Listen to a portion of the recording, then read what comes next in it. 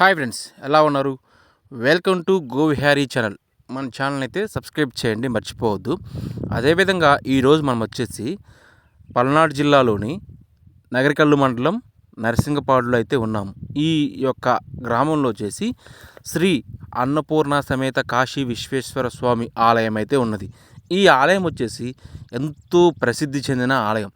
ఈ ఆలయానికి ఇప్పటికీ వచ్చేసి సూక్ష్మ రూపంలో సిద్ధులైతే ఇక్కడికి వచ్చి ప్రతిరోజు అయితే పూజలు చేస్తూ ఉంటారంట స్వామివారికి. ఇప్పుడు మనం వచ్చేసి ఈ ఆలయంలోకి వెళ్ళి ఇక్కడ ఉన్న చిన్న ఆలయాలు, రాహుకేతు ఆలయం, అదేవిధంగా సుబ్రహ్మణ్యేశ్వర స్వామి ఆలయం, ఈ యొక్క ఆలయాలను అయితే ఒకసారి అయితే చూద్దాం. ఇదిగోండి, ఇక్కడ వచ్చేసి ఇది లోపల మెయిన్ ఆలయం. ఈ ఆలయం వచ్చేసి ఇక్కడ ఆంజనేయ స్వామి వారు. ఇక ఈ పక్కకి వెళ్తే మనం వచ్చేసి ఇక్కడ వచ్చేసి కనిపిస్తున్నారు కదా రాహుకేతు. ఇక్కడ ఉన్నది వచ్చేసి ఈ ఆలయంలో వచ్చేసి ఇక్కడ రాహుకేతు ఆలయం చూడండి. ఇక తర్వాత మనకి ఇక్కడి నుంచి వచ్చేసి పక్కనే సుబ్రహ్మణ్యేశ్వర స్వామి వారు ఉన్నారు. అక్కడికి వెళ్దాం. ఈయన సుబ్రహ్మణ్యేశ్వర స్వామి వారు. ఇప్పుడు ఈ ఆలయ చరిత్ర అయితే పూజారి గారి మాటలో విందాం. నమ శివాభ్యాం నమ యవ్వనాభ్యాం పరస్పరాశ్లిష్టవృద్ధరాభ్యాం నగేంద్రకన్యా వృషకేతనాభ్యాం నమో నమ శంకర పార్వతీభ్యాం వాగర్ధావివ సంపృక్తో వాగర్ధ ప్రతిపత్తయే జగతః పితరౌ వందే పార్వతీ పరమేశ్వరౌ. కరచరణకృతం వా కర్మవాక్కాయం వా శ్రవణనైనజం వా మానసం వాపరాధం విహితమవిహితం వా సర్వమేతక్షమస్వ జయ జయ కరుణాబ్ధే శ్రీ మహాదేవ శంభో. నమస్కారం అండి అందరికీ. ఈ దేవాలయము పల్నాడు జిల్లా నరసరావుపేట తాలూకా నగరికల్లు మండలము. నగరికల్లు నుంచి 4 కిలోమీటర్ల దూరంలో నరసింగపాడు క్షేత్రం అనే క్షేత్రాన్ని పిలుస్తారు. ఈ క్షేత్రాన్ని పూర్వము నరసింగపురము అని పిలిచేవారు. ఈ క్షేత్రము దాదాపు సిద్ధులు అణిమాది అష్టసిద్ధులు వశం చేసుకున్న వాళ్ళు సిద్ధులు ప్రతిష్టలు చేసిన స్థలము. గుత్తికొండ బెలం నుంచి స్వరంగ మార్గం నుంచి ఇక్కడ నుంచి కాశీకి, శ్రీశైలానికి, అట్లానే ప్రముఖ జ్యోతిర్లింగ పుణ్యక్షేత్రాలకి మార్గాలు కలవు. ఇప్పటికీ అర్ధరాత్రి పూట లింగోద్భవ కాలంలో గుత్తికొండ బెలం నుంచి మునులు సూక్ష్మ రూపంలో ఇక్కడ ఈ కాశీ విశ్వేశ్వరుడికి వచ్చి అర్చనలు చేసుకొని, మేము తాళాలు వేసుకొని ఉన్నా కానీ సూక్ష్మ రూపంలో సొరంగ మార్గం ద్వారా అర్చనలు చేసుకొని వెళ్ళి మళ్ళీ కాశీకి వెళ్ళి అర్చన చేసుకుని తెల్లవారేసరికల్లా గుత్తికొండ బెలం చేరేవారు. అణిమాది అష్టసిద్ధులు ఇప్పుడు కూడా తపస్సులు చేసుకుంటున్న సిద్ధస్థలం. 1957 ఆ ప్రాంతాల్లో ఈ దేవాలయం పల్నాడు చరిత్ర నాటికే దేవస్థానం ఉన్నదని చెప్తారండి. బాలచంద్రుడిది ఆయన అల్పాయుర్ధాయ జాతకం అయ్యేసరికి ఆయన కులగురువు ఈ నరసింగపురం గడ్డ మీద కొన్నాళ్ళు వదిలేశాడని చెప్పి చెప్తారు. ఆయన తల్లితో నివసించాడు అని చెప్పి చెప్తారన్నమాట. అప్పుడు కొంచెం అరిష్టం, బాలారిష్టగండాల దోషాలు పోయాయి. అప్పటి నుంచి ప్రఖ్యాతి చెందింది.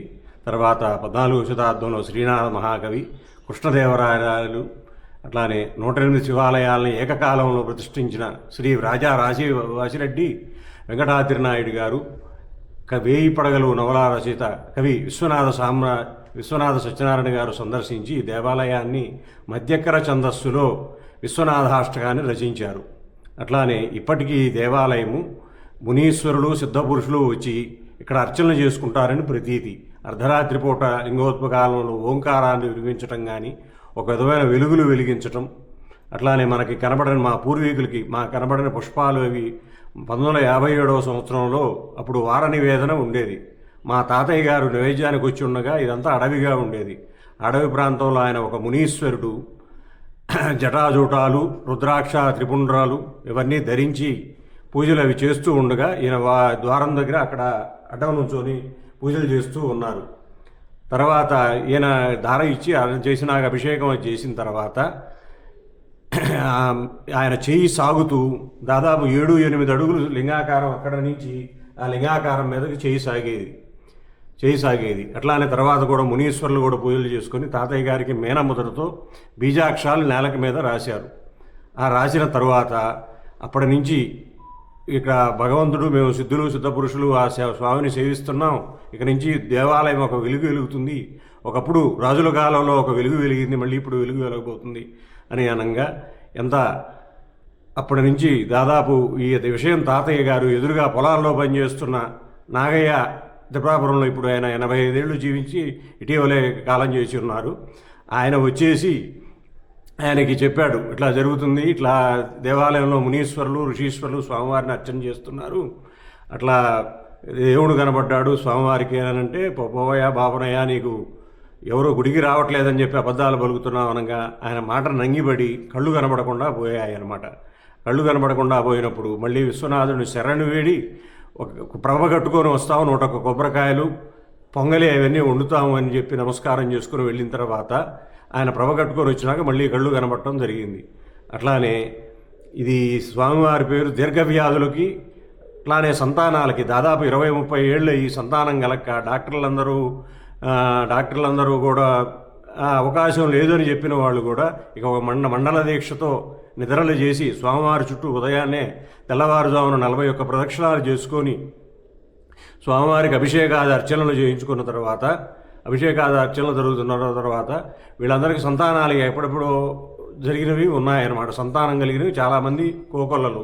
ఈ చుట్టుపక్కల వారు ఎవరు పెట్టుకున్నా కానీ షాపుల పేరు కానీ లేకపోతే వాళ్ళ పిల్లల పేర్లు కానీ సాంబయ్య, అమ్మవారి పేరు పార్వతీదేవి అట్లా పేర్లు పెట్టుకోవటం, దీర్ఘవ్యాధులు నయం కావటం, ఇది స్వామివారి అయిన పేరు సంతాన సాంబశివుడు అని చెప్పి అంటారనమాట. అట్లానే ఇప్పటికీ కూడా అమ్మవారు వచ్చేసి దక్షిణముఖంగా ఉంటుంది. ఆమె అన్నపూర్ణాదేవి లోపల ఉంటారండి. ఆమె దక్షిణముఖంగా ఉంటారనమాట అన్నపూర్ణాదేవి ఈశ్వరుడి దక్షిణముఖంలో ఉండటం వల్ల ఊరు ఉత్తరముఖంలో ఎక్కడ పండినా పంటలు మాత్రం ఇక్కడ మాత్రం పండుతాయి కంపల్సరీగా. అవి దాదాపు ఇక్కడ గ్రామం పరిధి మీద మొత్తం వచ్చేసి స్వామివారి మర్రి చెట్టు కింద, మర్రి చెట్టు 300-400 ఏళ్ల క్రితం నాటిది ఒక మర్రి చెట్టు ఉన్నది. ఆ మర్రి చెట్టు కింద వచ్చేసి బోరు ఉన్నది. ఆ బోరు కోనేరుకి అవన్నీ గ్రామస్తుల అభివృద్ధి సహాయ సహకారాలతో అవన్నీ దినదినాభి ప్రవర్ధన అనేది జరుగుతుంది. అవి వచ్చేసి కోనేరు నీళ్లు వచ్చి అట్లా గ్రామం మొత్తం మీద 30 బోర్లు ఉన్నాయి. 20-30 అడుగుల లోపలే నీళ్లు పట్టడం, వాటికై అవే నీళ్లు రావటం, మళ్ళీ దాదాపు అట్లా కోనేరు నిండిన తర్వాత 300-400 ఎకరాలు సాగు అవుతుంటాయి. చుట్టుపక్కల సస్యశ్యామలం అవుతుంది. మళ్ళీ ఇక్కడ నుంచి 200-300 అడుగులు వేసినా నీళ్లు పడని దృష్టాంతాలు ఉన్నాయి. ఈ దేవాలయాన్ని కమిటీ వారు దినదిన ప్రవర్ధమానంగా గ్రామస్తులు అందరూ, నరసింగపాడు గ్రామస్తులు కానీ అన్ని ప్రాంతాల వారు కానీ అభిజేస్తూ ఇక్కడ ఈ గ్రామంలో వచ్చేసి ఈ స్వామివారికి మాస శివరాత్రి పూజలు మహాఘనంగా జరుగుతాయి. కార్తీక మాసంలో బ్రహ్మోత్సవాలు ఎక్కడా కనిపించిన విధంగా కాళహస్తిలో ఉన్న అర్చకులు వారు వచ్చేసి ఇక్కడ అర్చనలు ఇక్కడ ఈ స్వామివారికి అలంకారం చేసి పెద్ద పెద్ద క్షేత్రాల్లో నేత్రపూర్వకంగా జరిగినట్లు ఈ క్షేత్రంలో చేస్తారనమాట. తొలి రోజు వచ్చేసి కళ్యాణోత్సవము, సామూహిక సత్యనారాయణ స్వామి వ్రతాలు అవన్నీ జరిగిన తర్వాత మధ్యలో గ్రామోత్సవము, మళ్ళీ అష్టోత్తర శతకలశాలతో ఆవు పాలు, ఆవు పెరుగు, ఆవు నెయ్యి, తేనె, పంచదార, భస్మం, గంధం, పన్నీరు మొత్తం 11 పదార్థాల ద్రవ్యాలతో ఆ రోజు ఉదయం నుంచి సాయంత్రం దాకా ఈశ్వరుడు అనుగ్రహించే విధంగా 108 కలశాలతో అభిషేకాలు అవి జరుగుతూ ఉంటాయి విశేషంగా. తర్వాత తెప్పోత్సవం ఈ చుట్టుపక్కల ఎక్కడా లేదు. కోనేరు ఒక మహానంది క్షేత్రం ఉంది. స్వయంగా ఉద్భవించిన 20-30 అడుగుల లోపలే నీళ్లు పట్టడం, ఆ పడినవి కూడా కోనేరుకు మళ్లించి ఆ కోనేరు జలాల్లోనే స్వామివారు అమ్మవారు అన్నపూర్ణాదేవి పక్కన ఉండటం. ఈయన పేరు కాశీ విశ్వేశ్వరుడు, అన్నపూర్ణ సమేత కాశీ విశ్వేశ్వరుడు. ఈ అన్నపూర్ణాదేవి యొక్క ఆ కాశీ వెళ్ళలేని వాళ్ళు ఈ విశ్వేశ్వరుడు దీన్ని దక్షిణ కాశీ అని చెప్పి పిలుస్తారనమాట. దక్షిణ కాశీ అని పిలుస్తారు. ఈ విశ్వేశ్వరుని అర్చన చేసుకుంటే, కాశీలో ఉన్న విశ్వేశ్వరుని అర్చన చేస్తే ఏ ఫలితం ఉంటుందో, అణిమాది అష్టసిద్ధులు వశం చేసుకున్న వాళ్ళు తపస్సు చేసే స్థలం కానీ, ఇక్కడ ఏదైనా జపాలు కానీ అనుష్ఠానాలు కానీ అమ్మవారి మంత్ర అనుష్ఠానాలు కానీ శివ పంచాక్షరి జపం మనం ఇంట్లో కూర్చొని 108 చేస్తే అది 108 ఫలితం వస్తుంది. ఇక్కడ చేస్తే మాత్రం కంపల్సరీగా 1000-10,000 రెట్ల ఫలితం కలుగుతుంది. మనం గోశాలలో చేస్తే ఒక ఫలితం, ఇక్కడ చేస్తే ఒక ఫలితం. అట్లానే అమ్మవారు శక్తి స్వరూపిణి. ఈ ప్రాంతాలకి ఇలవేల్పు అనమాట. ఆమె కోరికలు ఏమైనా ఉన్నా కానీ వారికి బట్టలు పెట్టుకొని మహన్యాసపూర్వక ఏకాదశ రుద్రవారాభిషేకాలు, అమ్మవారికి సహస్రనామార్చనలు విశేషంగా జరుగుతుంటాయి. ఇక్కడ రేపు 26వ తారీఖు 3 రోజులు మహాశివరాత్రి బ్రహ్మోత్సవాలు దివ్య వైభవోపేతంగా జరుగుతాయి. ఈ స్వామివారు అవి మామూలు అలంకార ప్రియో విష్ణు అభిషేక ప్రియ శివ అని చెప్పి చెప్తారు. కానీ ఇక్కడ దానికి విరుద్ధంగా అలంకారాలు బ్రహ్మాండంగా జరుగుతాయి. విష్ణుమూర్తికి ఎలా అలంకారాలు జరుగుతాయో ఆయనే శివాయ విష్ణురూపాయ శివరూపాయ విష్ణవే శివస్య హృదయం విష్ణో విష్ణోశ్చ హృదయం శివ అని ఆ ఈశ్వరుడికి కూడా దేవదేవుడికి అలంకారాలు ఆయనే జరిపించుకుంటాడు. ఈ క్షేత్రపాలకుడు ఆంజనేయ స్వామి వారు కానీ, అట్లానే సుబ్రహ్మణ్యేశ్వరుడు, లక్ష్మీ గణపతి, వీరభద్రమూర్తి, నవగ్రహ మండపం 2009లో వచ్చేసి ఆలయ గోపుర ప్రతిష్టలు, రాహుకేతువుల ఇక్కడ కాలసర్పదోష పూజలు కూడా జరుగుతున్నాయి. అట్లానే నవగ్రహ పూజలు అవన్నీ విశేషంగా జరుగుతుంటాయి. మీ మనసులో ఏమన్నా కోరిక ఉన్నా కానీ తప్పకుండా నెరవేరు. కృత్తివాసీ నమః, పురారాధయే నమః, భగవతీ నమః, ప్రమదారివాయ నమః, మృత్యుంజయాయ నమః, సూక్ష్మధర్మే నమః, జగద్వ్యాపినే నమః, జగద్గురవే నమః, వ్యోమదేశాయ నమః, మహాదేవాయ నమః, భగవతయే నమః, అనేకాత్మనే నమః, సాత్వికాయ నమః, శుద్ధవిగ్రహాయ నమః, శివాయ నమః, వసుదేవాయ నమః, దేవాయ నమః, మహాదేవాయ నమః, హరే నమః, భూతరుంధరాయ నమః, సాత్వరాయ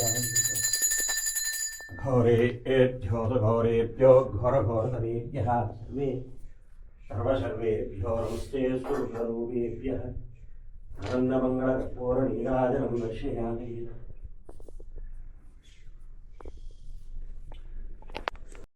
ఈ ఆలయ చరిత్ర అయితే విన్నాం కదా. ఇప్పుడు మనం ఒకసారి వచ్చేసి స్వామివారిని అయితే చూద్దాం. ఇక్కడ మనం ఎదురుగా కనిపిస్తుంది వచ్చేసి స్వామివారు వచ్చేసి శ్రీ కాశీ విశ్వేశ్వర స్వామివారు, ఇదిగోండి చూడండి. ఇక తర్వాత వచ్చేసి శ్రీ అన్నపూర్ణాదేవి అమ్మవారు, ఇక్కడ వినాయకమయ స్వామి, ఇక్కడ ఆలయం వచ్చేసి శ్రీ వీరభద్ర స్వామి. మన ఛానల్ అయితే సబ్స్క్రైబ్ చేయండి. Thanks for watching.